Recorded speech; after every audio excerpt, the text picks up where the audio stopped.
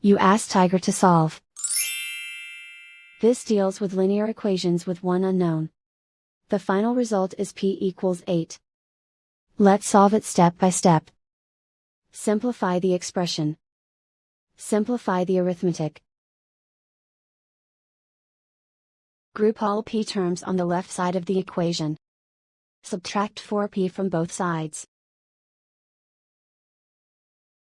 Simplify the arithmetic.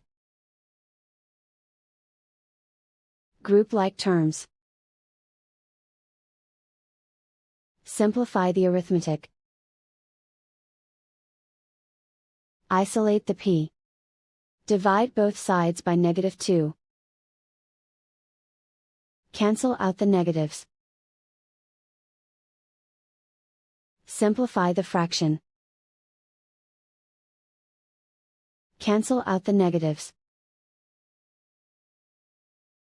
Find the greatest common factor of the numerator and denominator. Factor out and cancel the greatest common factor. And so the final result is p equals 8.